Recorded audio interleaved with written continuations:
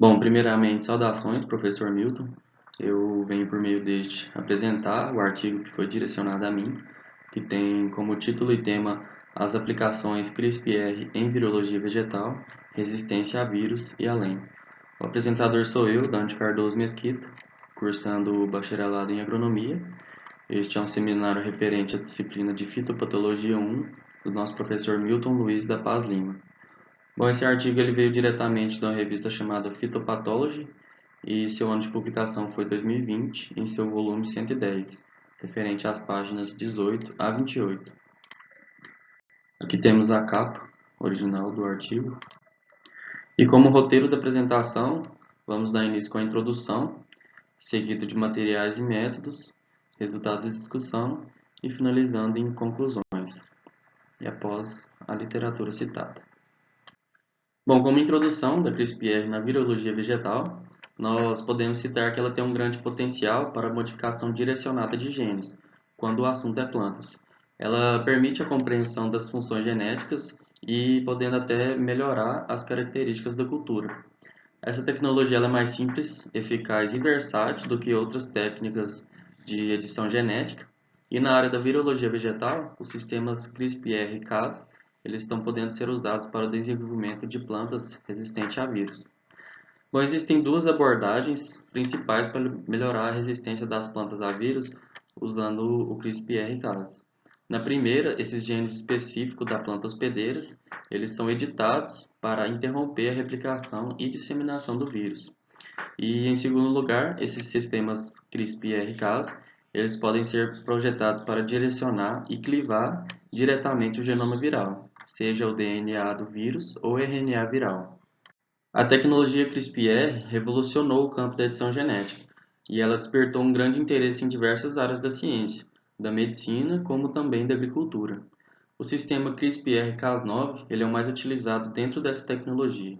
Ele é composto por duas principais partes. Uma seria o CRISPR, que é mais conhecido como uma sequência de DNA repetitiva, e outro uma enzima chamada Cas9.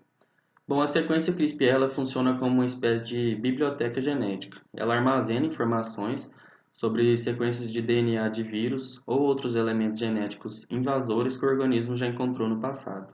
Já a enzima Cas9, por sua vez, ela atua como uma tesoura molecular. Ela é capaz de cortar o DNA em pontos específicos, como exemplificado na imagem ao lado. Bom, essa precisão e eficiência da tecnologia CRISPR tornou ela uma ferramenta poderosa para inúmeras aplicações. O objetivo desse artigo foi explorar o uso dessa tecnologia na área da virologia vegetal. Ele buscou apresentar e discutir essas possíveis aplicações potenciais da CRISPR para conferir essa resistência a vírus em plantas, bem como outros processos de aplicações e possíveis usos dessa técnica na pesquisa e no controle dessas doenças virais.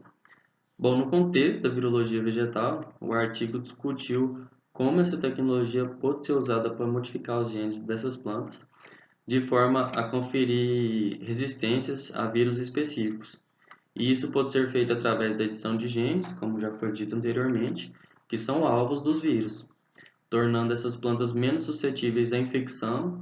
E, além disso, o artigo também explorou outras possíveis aplicações da CRISPR na virologia vegetal, como a modificação desses genes virais para desenvolver estratégia de controles de doenças. Diante a lei número 11.105, vai ser possível de nós entendermos como acontece a regulamentação dessa edição genômica em plantas no Brasil e no mundo.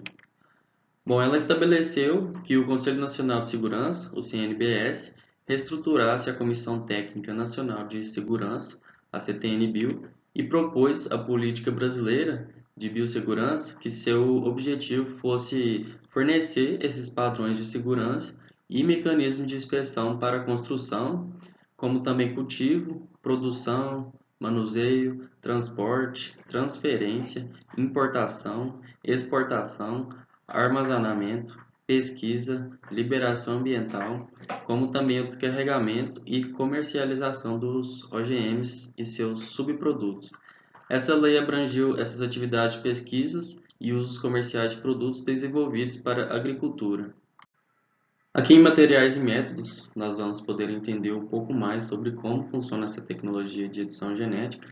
E diante dessas três figuras, aqui temos três genes associados ao CRISPR, mas vamos dar mais ênfase ao Cas9, pois é o mais utilizado.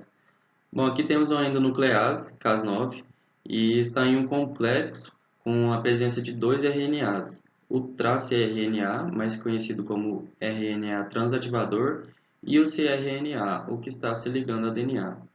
Bom, eles se ligam ao DNA e induz a quebra dessa fita dupla.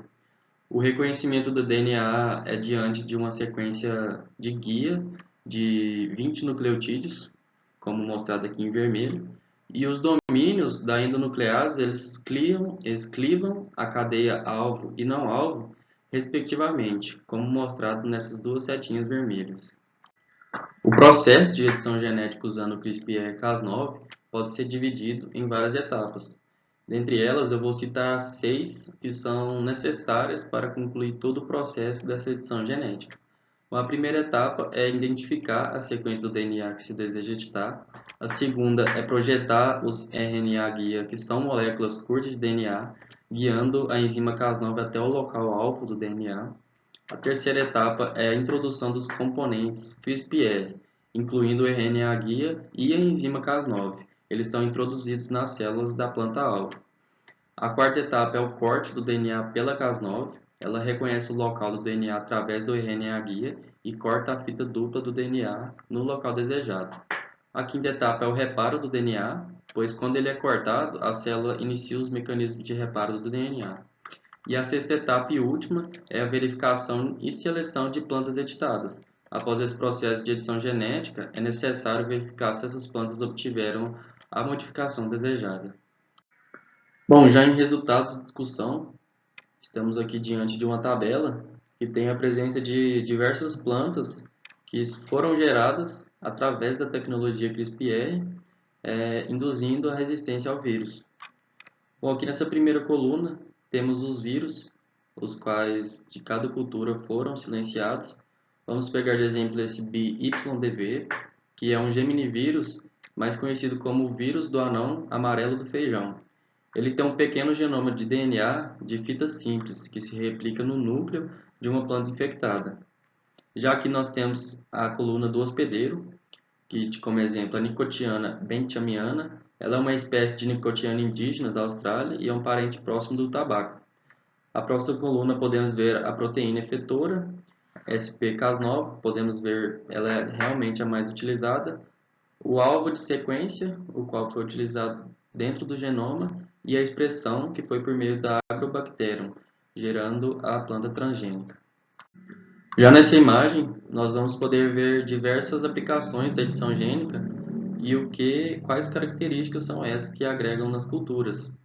Podemos citar a resistência a estresse biótico, que seria em relação às bactérias, fungos e vírus, o aumento da produtividade, quando falamos de peso, tamanho e quantidade de grãos, a resistência a herbicida para o controle de plantas daninhas, esse é um fator essencial também, o ganho nutricional do produto, que seria em relação ao óleo, ácido fítico, amido e as vitaminas, quanto à resistência a estresse abiótico, que seria a resistência à seca, solos salinos, a alta variação de temperatura, dentre muitos outros fatores.